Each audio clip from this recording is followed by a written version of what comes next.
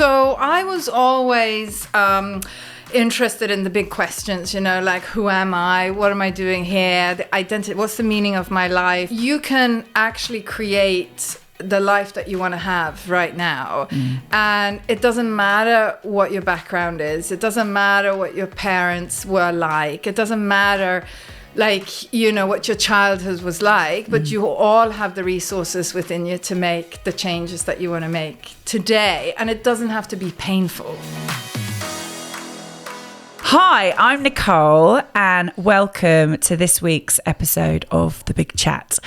This is, to feel a little bit emotional doing this one, actually. This is someone that's very dear to me. It's actually someone that I trained with at the beginning of this year to become an NLP coach and master.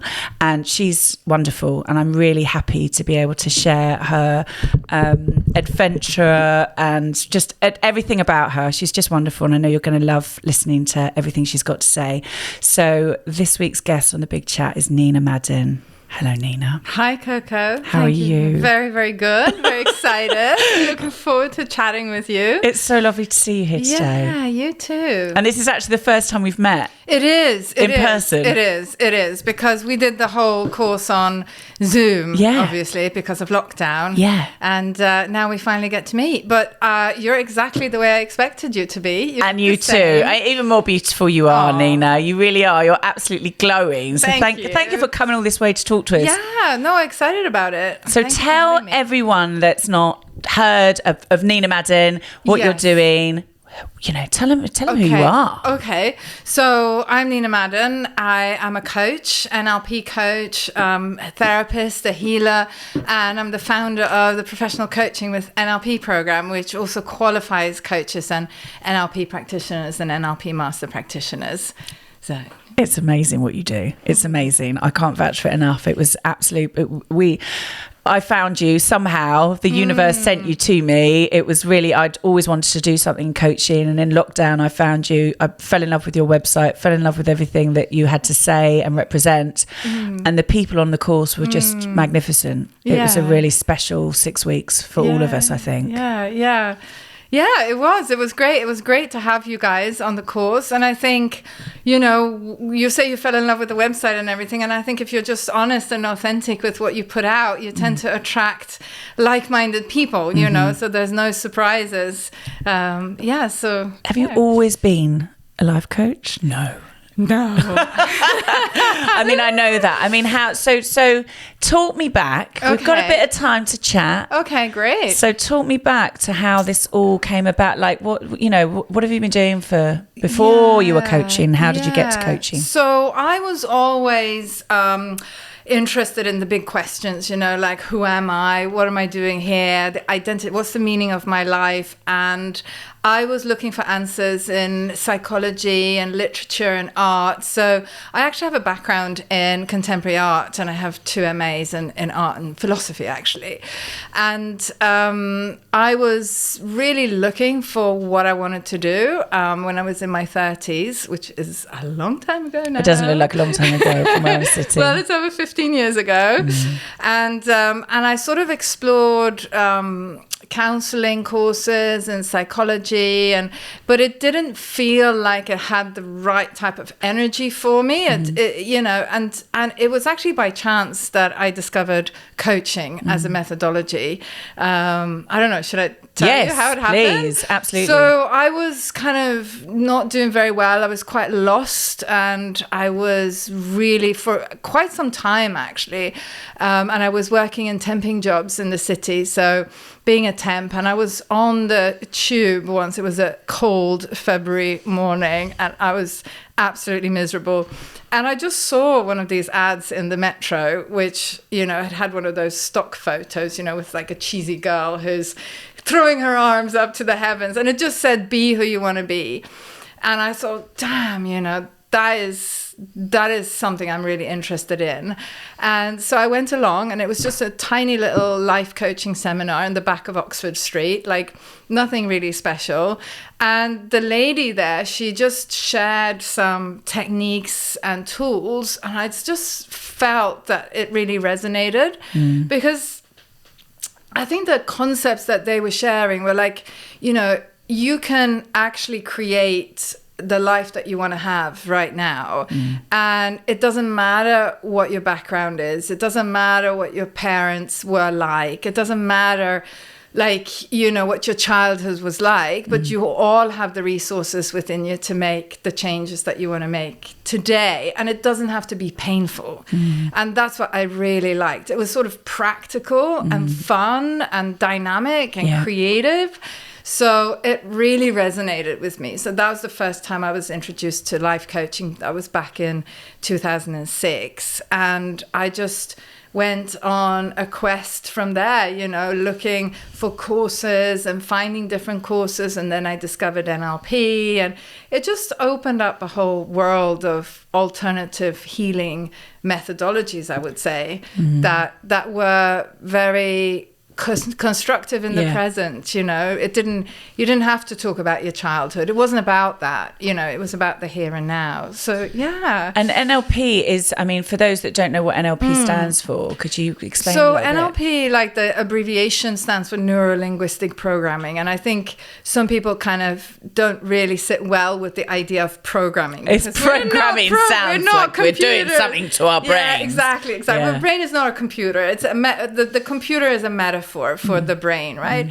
But what it really is in its essence is it's applied psychology. So it's a very practical version of psychology that looks at how are you doing your patterns of behavior, how are you doing your thought patterns in the present, and are those patterns leading you to have a happy, fulfilled life and great relationships, or are those processes leading you to have problems in your life? And it provides us with tools then that we can change those processes that we do, because these processes are unconscious, of course. So becoming aware of those processes and then having tools to be able to change them. That's in essence, I would say, what NLP stands for. And I mean, I love it. I mean, I love it. I mean, I did our podcast producer, Giles Paley Phillips, we did a bite-sized episode a couple of weeks ago, and we talked about coaching because he's just taken on a life coach.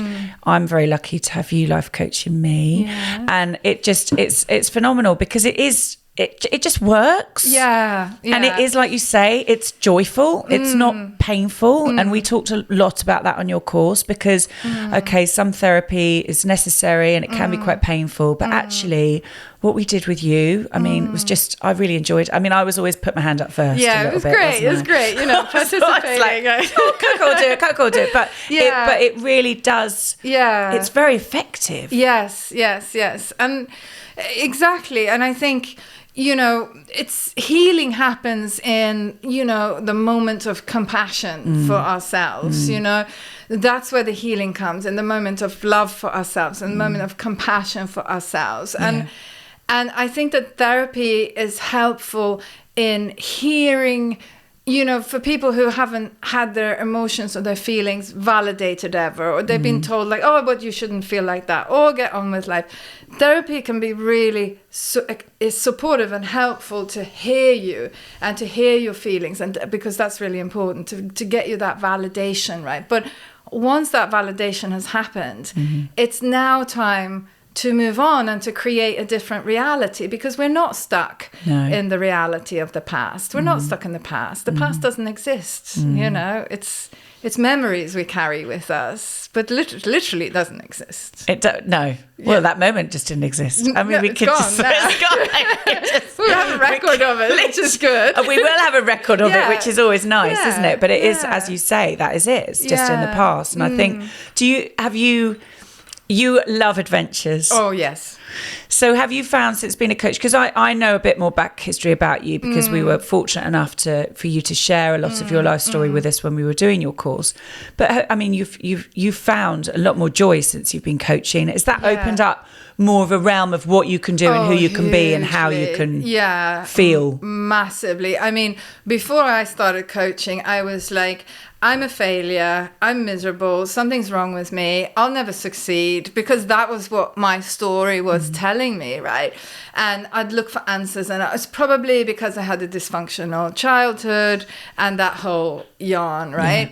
So coaching just basically says the buck stops with you, and if you want to create something different, you can create something different here and now.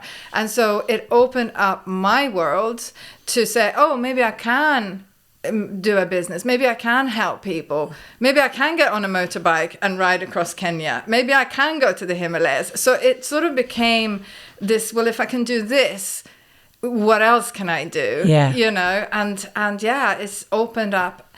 And it just shows us, you know, we're all the same, really. Yes. You know, I've got 2 arms, 2 legs. You have 2 arms, 2 legs. We're all the same. We have the potential as any Jeff Bezos or, you know, Richard Branson or absolutely whoever. We all have the same potential in us. And we block ourselves.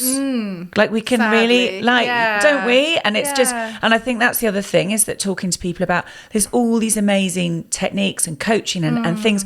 I just assume, because I'm in that world, that everybody knows what's available to them, but so many people don't know. And I think life coaching has become, I mean, what would you say, because Giles and I were talking about this on the podcast, about the difference between sort of life coaching and business coaching and mentoring. And I'd love to hear your sort of take on that, because I feel like I'm a bit in between a few of them, but organically. Yeah, I mean, I think, you know, business coaching obviously is going to be more along the lines of mentoring, right? Because you're going to be educating your client about what they need to do to be successful in business. So you're going to literally be sort of teaching them and telling them.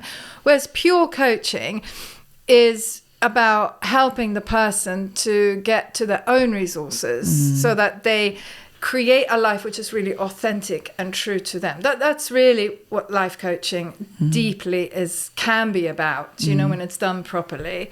Not all coaches do it that way, you know. There's lots of coaches that kind of want to give advice and stuff, but when it's done really well, it's a very powerful way of bringing out the best in people.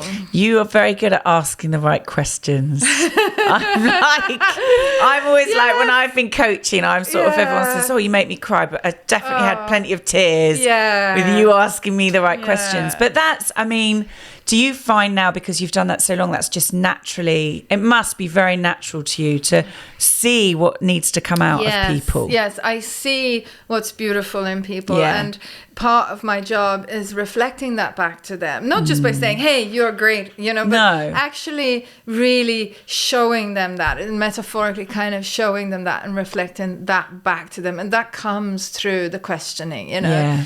Very much, because we all have blind spots, I think, to our own magnificence. We talked about that, didn't we? We did. I mean, I found that the most interesting thing when I was learning was actually not, and I've said this before, sort of not telling people what to do. And also, you know, sometimes when you have counselling or therapy, then you're just talking. And it's not directed at all. So, which is fine, but it's like when you're coaching, you're literally, like you say, you're coaching out the best of someone. You know, it's a difference, right? If we were talking about your past, you had a difficult experience in your past, you know, a counsellor might ask you, you know, how do you feel about that? Which will put you in that state of feeling you may be sad or lonely or whatever it was. Whereas a coach will ask you, you know, what's the most powerful thing you learned about yourself from that experience? And then you have to, you know, think about that. And it's up. And immediately it's like, what's the most powerful thing that you learn? It's a different language. It's you know, I think it's because you definitely empowered us. I would say with the course. I mean, I think I said to you when we spoke a little while back, I came off and it's just, it just everything made a lot more sense. And I think people should explore having life coaches more like that. So, because everyone needs, I mean, to people out there that think, because I think some people think life coaches are maybe unattainable. There's for a certain select, you know, demographic of people, maybe affordability or, I just don't need a life coach. What would you say to that to people? I mean, I think that everybody should have a life coach. Me too. I definitely think. And, you know, and I've been in the game for a long time now. Like when I said coaching 15 years ago, people were like, what the hell even is that? You know, like they would scratch their heads. Now it's much more mainstream. But, you know, everyone from the top, you know, all the top people in the world have life coaches, you know, and down to whoever you are starting out in life, it's massively useful to have someone to help you to connect with who you really are and to be accessing those creative powers within you to create the life that you want to live. And that obviously changes over time too, doesn't it? Yeah, it does. And we have life coaches, then we have the kind of corporate coaches, and we have business coaches. Yeah. And then we have coaches / therapists that work more on the emotional side of things. Yes. So, I think, I'd just say it's really, everyone should have a life coach. Everyone should have a life coach. Because we operate on this level, right? Where we could all be operating here. Absolutely. Like we're in black and white, where you could have your life in full colour. That's a beautiful way of saying it. That's a really beautiful way of saying it. It's true, though. It's true. Tell us about some of your adventures.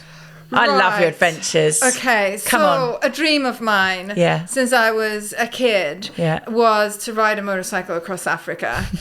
Because I had a crush on Robert Redford, obviously. Love this. Talking about crushes 11, today. I wanted to be Meryl Streep. Oh. And then, at some point I connected that with a motorcycle and I thought that must be the best thing ever. And quite a few years ago, I had the opportunity, actually. I followed a guy on the internet, no idea who he was, just followed him because he had ridden his motorcycle from Canada across Africa, and so I'd exchanged 1 or 2 emails with him. Jay was his name, really, really nice guy. And then I just got an email in my inbox saying, would you like to come to Nairobi? Send $3,000 to my bank account, which I did. Obviously didn't tell anyone. I love that. I think my friends would have stolen my passport if I'd told them. So I didn't tell anyone until I was at the airport, And I got on a flight and I went to Nairobi and had the most amazing experience with a group of people there and rode a motorcycle through the hills, the tea plantations, Lake Bogoria, Mount Kenya, the motorcycles through the Masai Mara, got lost as the sun set and the lions were roaring in the background. Oh, my word. Fell in love. And, all the romance. Yeah. Met some amazing people. And that was the beginning of many, many more adventures. I mean, friends you make on those kinds of trips are a lifetime, Absolutely. Well, because they're real soul connections, yes, I'd say. That's it, yeah. Isn't it? You're connecting on a different level. When you go through real hardship together, it really creates strong bonds. Yeah, absolutely. And you show your true colours, when it's 40 degrees and you've been riding a motorcycle for... And you've got a lion in the background looking at you rather like you look a bit tasty. I wasn't there. I did actually ride through a herd of wildebeest. Did you? Yeah, that was pretty mad. Like literally they were just running in 2 directions. Those herds are big. You see them, they sort of fill your horizon, And is that something like you mentioned earlier on, that when you started to coach and that different sort of, it opened up a bigger... Hugely, yeah, because you learn it's all about the language that you have in your mind. Yes. Like what are you telling yourself? Yes. And one of the mistakes that we tend to do as people is that we believe our thoughts. Absolutely. It's the most, dangerous. If I believe the nonsense that goes on in my head, I'd be hiding it. But we shouldn't believe what our brain tells us. Well, and also I think you'd actually a few episodes ago, and we were having a conversation with someone, and it's Fiona Murden who's a guest, and she's a psychologist, and it was talking about language, and I mentioned actually something that you'd said, which was, would you talk to someone else like that? Because the way that we talk to ourselves quite often, even the language we use, even if we say, oh, I'm so stupid, it's like, I'm always, if my children say that, I'm always like, don't say that, don't use that word, because sometimes your brain, it's not a machine, but it does also listen, it does. And it will also think, oh, I'm stupid. It's very dramatic, that language, and the body responds to that drama language. We must not use those words at all. As an example, someone was saying that they had spent a lot of money recently, and the person said, oh, we're like I'm bleeding money at the moment. I said, don't use that word. Like, you have exchanged this money for wonderful experiences. Yes. You've given some dirty pieces of paper over to have good food, good wine, good company. Yeah. Like, nobody's bleeding here, That's a totally different dialogue, isn't it? Dialect as well. Yeah, and the body responds. I mean, they've done studies on that, how the cells respond to the language we use. And so NLP, I mean, one of the things I love about NLP and totally loved with doing you was visualization. Yes. I mean, I just love it. As we know, I've got quite an active imagination. So I found it quite easy to imagine. Yeah. But actually, clients that I've worked with more recently, coaching, who've said, I can't visualize. Everyone can. We all make pictures in our minds. We do different. Some of them may be a little bit more blurry. Some people have more vivid pictures, more colorful pictures. And I mean, it's to talk about visualization, it's a really helpful thing, because when the mind has something that it's going towards, it becomes a goal and it can recognize it, and then we can start to create that. It's like a mental map. Yeah. So you were saying, anyway, so the map of the world we'd always talked about in NLP as well. Could you talk a little bit about that, Nina, about everyone's map of the world? Yeah. So this is such a great concept and understanding, and I think it's this idea that, we, in our minds, we're not really responding to the world as it is. We're responding to a map of a world. Like, we have a lot of data from our experiences, our memories, our history, our beliefs, and we internally represent the world to ourselves. And then when we are acting and behaving and having conversations, we're responding to our own map. We're not necessarily responding to the world. And it's such a good thing to remember, because very often we're responding to the data that we have within us. It's not actually the person. So if somebody can say something, you can take it wrong. You're responding to data. Yeah. So important. And that's so important to understand, that the issues and the problems and insecurities, and it's within us. Yeah. It's not out there. It's in here. And that's liberating. Yes. Because I found that learning from your course in particular was literally, learning about your own map of the world. I was like, oh, right. And mind reading. That was the other one. Yes. I thought I was a mind reader. I mean, I thought, I'm empathetic and I'm a mind reader. And it's like, no, you're mind reading. You don't do mind reading. Because we do assume that if we're sensitive sometimes, that we understand what other people are thinking. Yeah. And we don't. We don't. And what different. so often happens is very intuitive and sensitive people like yourself, myself, we can sense something. We can sense that maybe something is off, or that something's not right with the energy of another person. Yeah. But what happens then is, most of the times we're triggered by insecurities and our data. So we then react to our data. Oh, maybe he doesn't like me anymore, or maybe I said something that upset her, or maybe I shouldn't have used that word. So we're responding to our own data, not to what the person might just be having an off day, or they might, need the loo or something. And exactly. Well, exactly. And that's it. And that can be totally crippling. Yeah. When you, like you say, if you're triggered by your insecurities and you create your own story in your head, and then you could ruin relationships, friendships, all sorts of things, or just, because we assume we're responding to the world, or we assume we're responding to the other person.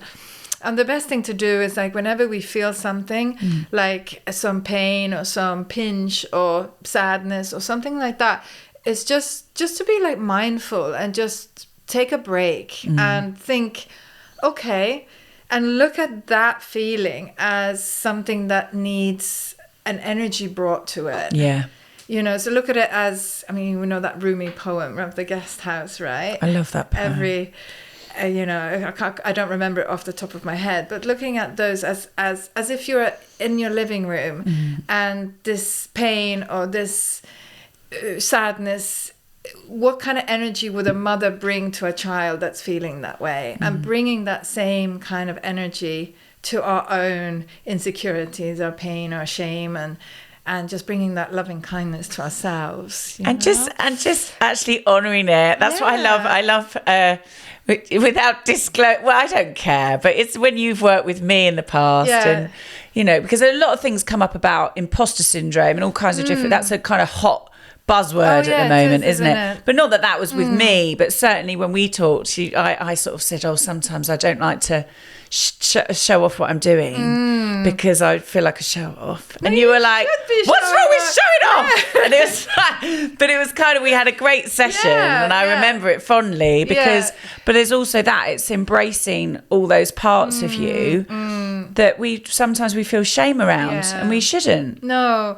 And embracing with loving kindness everything, and people often think that just also means just embracing the bad bits. We should embrace the bad bits and also embrace the good bits. Because you are you're creative, you're so dynamic, and you have created amazing things, Coco. Thank you. So you should be proud of that. Yeah. And embrace that. I'm better at being proud of it now after speaking to you. Yes, good. But it is that thing, isn't it? It's actually that it's okay to feel good about what you're doing. Yes. And actually then you get that freedom to be more creative. Yeah. Because definitely since giving myself a bit more of a break, I'm much more creative. Yes. And then comes better experience. So it's just a self-fulfilling prophecy. And we don't have to like everything about ourselves. No. I do and say things sometimes I don't think I like very much. I think, Nina, oh no, you shouldn't have said that. Or, but acceptance is very powerful. Yeah. Because in acceptance, if you don't accept parts of yourself, it's easy for other people to destabilize you. Yes. If you accept those parts of yourself, the good and the bad, you say, okay, sometimes,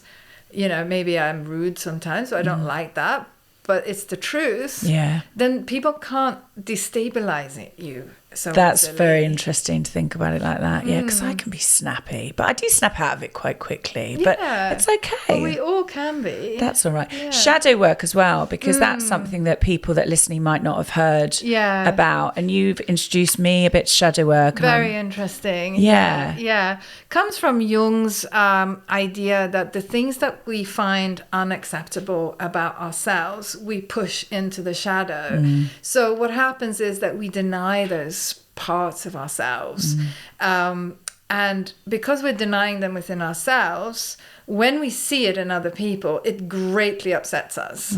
So if you ever feel that you get super hijacked emotionally by someone else's behavior, it's quite likely that you've got that It's a lesson. You've got that thing and you're trying to suppress it so badly. You're pushing it down so much, spending so much psychological energy into suppressing it. And so you see it in somebody else and it really, really gets your goat, And one of the most powerful things I think I've learned, one of the NLP techniques, and you'll have to tell me what the name of it is, but it's the looking at if you chose two people that were, so one is, I don't want to say positive and negative, but it's kind of that person who's maybe morals you really respect and honour, and then maybe someone who triggers you a bit more, but they're actually almost like your two sides. Is that, so it's almost like a party trick. It really works, because when you say to people who's someone you really respect and admire, and maybe who's someone, when you look at their actual qualities as an individual, it's a bit like you say with the shadow work, it really highlights things that,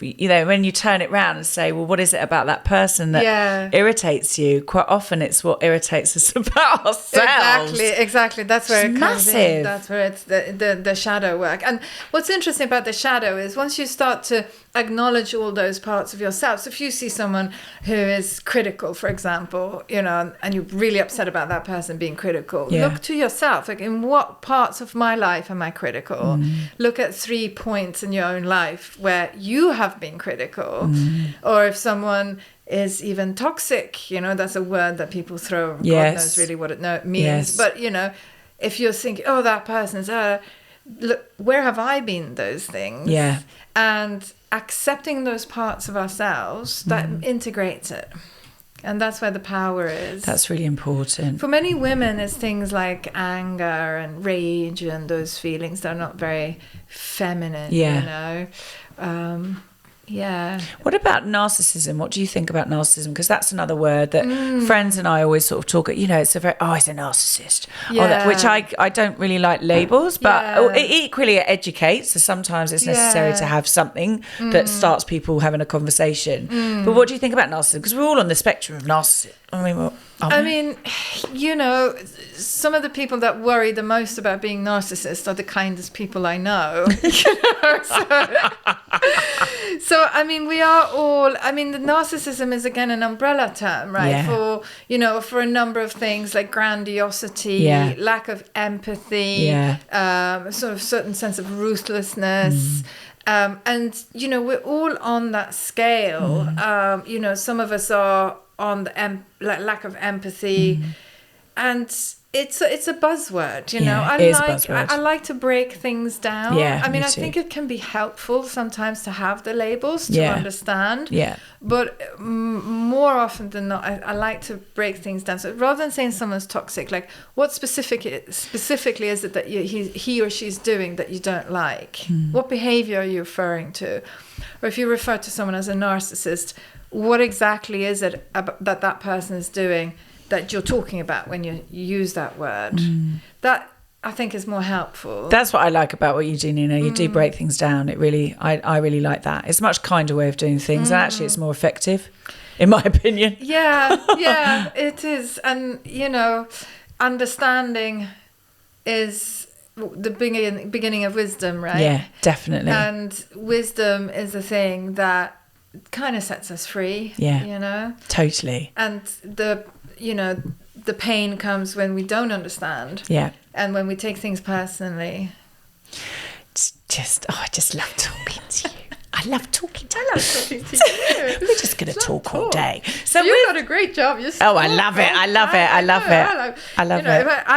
it. When I was a teenager, I just loved going to cafes with my girlfriends, and we used to smoke lots of cigarettes and drink lots of coffee and just to talk and put the world to rights, and talk, you know, philosophical ideas and politics and sometimes I mean it's good to have it. It's good to, I certainly I've widened my net of like-minded individuals that don't say, oh, you're incredibly deep. No, I hate that. It's like, you're incredibly deep. I think it's a compliment, certainly. Oh, you're oversensitive. Oh, I quite like being sensitive, actually. It's quite nice. I mean, no, that's a super compliment. It is. Imagine if someone said to you, you're so shallow and insensitive. You're so shallow and you're so yeah, absolutely. No. Those are all compliments. So with coaching, obviously, we're talking to you today on the Big Chat, which is the Big Chat came about because I wanted really to give people in the community voices to be heard, and I've kind of brought on people that really influence me, and, you know, obviously yourself being one of those, but also with business. I know you're doing some more business coaching, and talk to me a bit more about how that can help with businesses, because what I'm finding is people are coming to me for business coaching, but then life coaching, it starts with that anyway. You have to break through those blocks in order to be good in business, I think. But I'd love to hear what you think about that, Nina. I mean, it depends very much where the person is. In their career, definitely. In their career, but also in their personal development. And what is the person's core beliefs about who they are and what they're capable of doing. You know, that's where it starts. And also interesting, like, what drives people. You know, what is driving your need to success, your desire. So I work with a lot, from a coaching NLP, I work with a lot of high achievers, entrepreneurs, CEOs, business people. And anxiety and stress is a huge part of it. But and also interesting to look at what is motivating that kind of hunger, you know, not just completely swallowing it, you know, hook, line and sinker, but just really questioning, because some of those incredible hungry goals of people are continuously pushing their lives towards more and more money, more and more properties, more and more possessions. To what end? You've got to say, you know, one of my clients, one of the wealthiest clients I've got, keeps saying, I just need another lock on the door. And I kind of think I'm metaphorically like, you know, you've got everything, you know, that's a metaphor, right? That shows you about a person's inner state and how they experience themselves in the world, and how they experience the world and what they believe about the world. So, you know, I think you need to work on yourself. And go deep and really question yourself on multiple layers, you know, and know that you can have everything, but ultimately happiness is within us, right? Absolutely. Yeah. And as well, and I think it's really inspirational, your story as well, that you shared with us when we were doing your course, which was about how you got into coaching and actually about, you're a successful woman, you're a successful businesswoman. You're now coaching coaches, you're training coaches, and you weren't always doing that. No. And the business side of things, to pick up, that came first with the personal growth, I had to sort of unlearn a lot of the beliefs that I had about myself. Yeah. But I was always driven by my compassion to help others. Yeah. Like it felt like the glove that fit, Yeah. like that's why you're here on this planet. Totally. So I was always driven by that. But then your business side of it is the bridge, isn't it? Between what you do and your market. Yeah. And it is also just business to me is just a certain set of skills that you just have to learn, and you have to do them and enjoy doing them because they're creative as well. They're creative skills. But this skills about money, like let's talk about money, right? Money is a very sensitive topic to a lot of people. Yet I think financial empowerment is a massive cornerstone, especially for women, to be empowered. We talk about being empowered as coaches, but if you're not financially empowered, are you really empowered? Absolutely. And there's a lot of blocks around money, as we've talked about, and feelings of self-worth and asking for what you're worth. Yeah. And I think probably from lockdown, people are in even more of a sort of, there's even more of a mixed match now of people coming out of it. And many people, everybody has a money story, that is inherited from generations. What did your mom, how did your mom deal with money? How did your father deal with money? How do you think women should deal with money? How should men deal with money? Yeah. Everybody has a money story, And then within the sales world, I think people are latching on to making a connection, which is a mistake, between worth and money. I agree. So what you just said is like, know your value. Yeah. That's I feel personally that's not a true. It's not a true connection.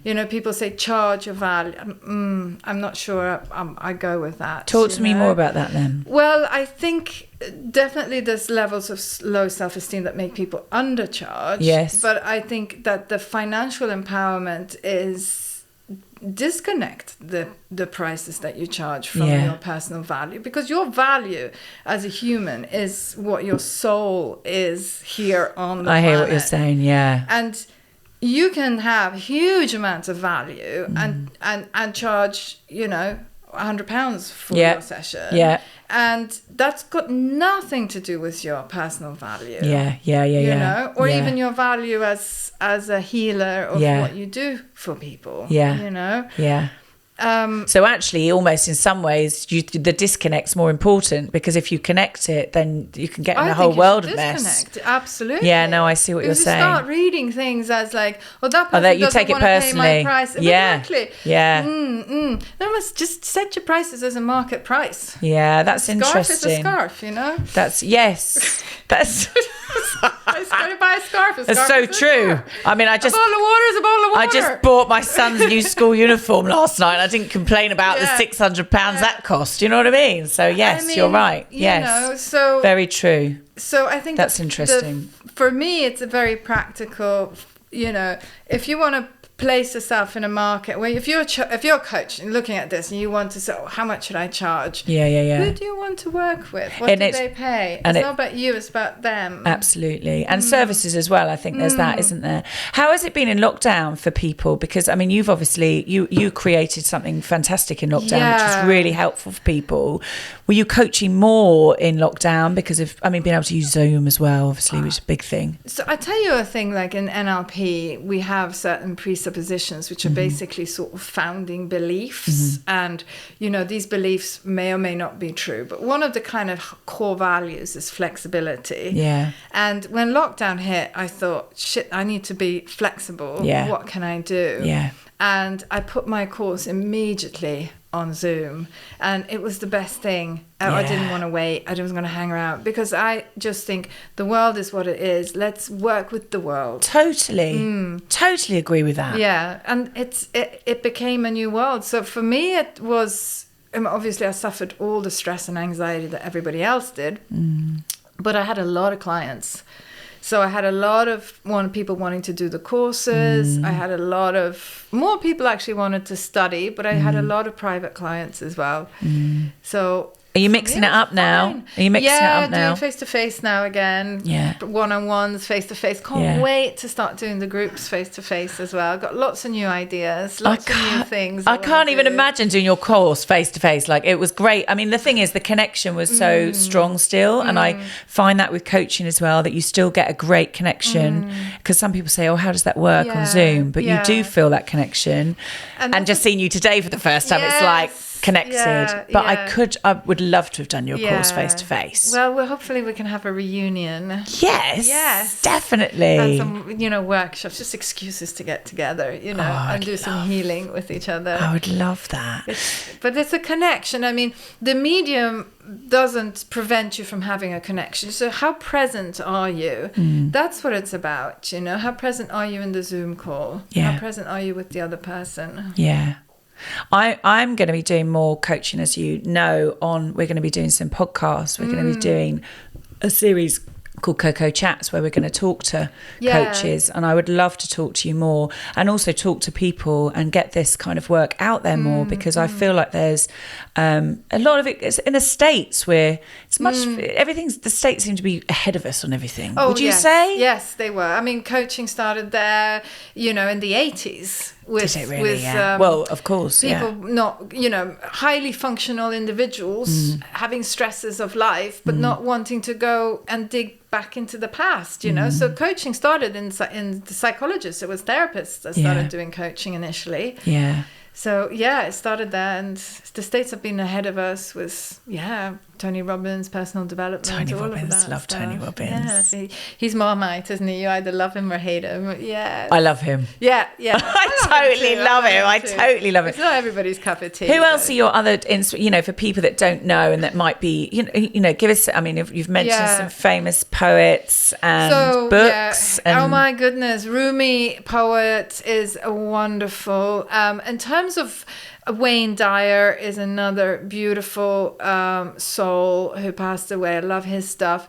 My recommendations tend to be very targeted to the person and the place and time. You're very and intuitive. Their life. I think that's very important. There's a book called The Dark Side of Light Chasers that I think everybody should read. I'm reading that at the moment. Had Debbie Ford. Yeah. Because the light chasers... they really do chase the light, but we need to embrace our darkness as well. Bring light to the darkness rather than try and run away from it. And I think she helps with that. She's great. And it actually says in the book, you need to read it several times. Yes. It's taken me a long time to read, actually. There's some exercises in it, aren't there, that it's very like, if you don't do these exercises, then just put the book back or give it to someone else. You need to do this book. Yes. But it's really powerful. Yeah. And certainly you introduced me to that. So thank you for that. Who else would you say, if people wanted to check out other life coaches that you pull from, sort of people that you think are great? Because there's a lot out there now, Nina, isn't there? Obviously everyone check out Nina Madden, but who else, would you recommend? I mean... like Tony Robbins and people like that. Obviously, I think... it's a tricky one, Coco. It's a really hard one, but Wayne Dyer is a great one, I think. I mean, even it depends on where you're at in your life. Looking into the primary, if you're interested in NLP, I think looking into the primary texts of NLP, the original texts are very good. Especially if you studied NLP, read the original texts. I always say that because, when you read secondary texts as in someone writing about it, you're reading someone else's interpretation. So read the original stuff, make your own interpretation, have your own opinion about it. It's just as good as someone else's. I've got a whole bookshelf about this big in my bedroom now with just books from your recommendations. I'm still working through them. What other recommendations did we have? Well, there was just loads, but you're right. It was from the beginning. There is so much, but that's very good advice. Start at the beginning, because otherwise it is everyone's interpretation of something that's already come. Which is important. I mean, I'm just trying to think off the top of my head now. I'm drawing a bit of a blank. You don't need to. I think you've given. We can put more in the comments. I think you've given good there. What do you love the most about coaching? Come on. Oh my God. That's such a cheesy question, but come on. It's great. It's the connection with the human, the other human. making the connection, seeing that spark and the light go on in them, and then seeing them taking these concepts and really implementing them in their own lives and noticing their lives change. I've got so many success stories. People send me emails years after where they just tell me about all the things that have happened in their lives. And they credit me as the turning point. Obviously they achieve all the rest of it. But, and there's a shift. There's a shift there. And to see people live and start to embrace their brilliance, and their authenticity, that's the best thing ever. I could talk to people all day long, seriously. I love coaching that. sessions all day long. I love that. And it does not tire me, energizes me. And that's interesting, actually, because I've had someone say to me, does it drain you when I'm coaching? And I'm like, no, the absolute opposite. It really does energize me. It's interesting. I think it's because you're unblocking their energy, like the client's energy, so they become more energized, and then you become more energized together with them. I think that's where it comes from. That's my sort of theory on it. Anyway. I love it. I love that. So what can we look forward to with Nina Madden? People that want to find out more about you and what you do. Okay, so go to the website, www.ninamadden.com. Yeah. Sign up for the mailing list because lots of stuff happens that is not on the website. Check out the website, what I've got going. So we've got personal one-to-ones. I've got coaching courses happening. I've got shorter healing workshops. Hear, hold and heal negative emotions. Oh, wow. Bringing in some of Rumi's ideas and some of the Buddhist ideas into it. So it's really about healing. A woman's circle coming up that we got to talk about. I'm going to definitely be on that.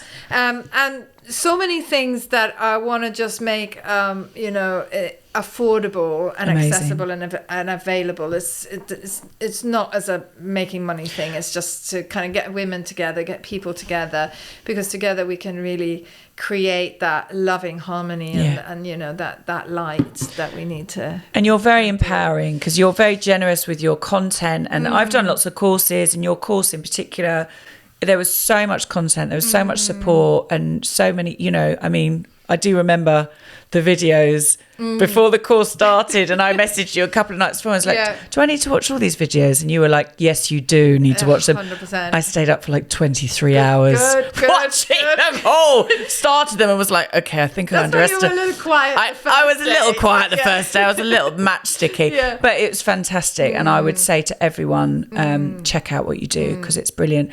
Thank you for coming on. Promise you will come on to Coco Chats and talk to some people more about techniques, maybe do some techniques with some people, because I think this should be, like you say, I agree, accessible for everyone.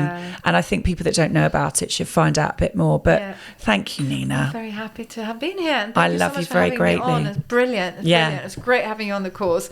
And this is so much fun. This is so much fun. I Let's know. get you doing one. Come on. Yes. Let's get Nina doing it. God, get Mowgli on it. Yes. Everything. Mowgli's her dog. So yes. Okay. He's okay. I can see his little nose up against the window, but he's him whizzing past. He's chasing some chickens out there.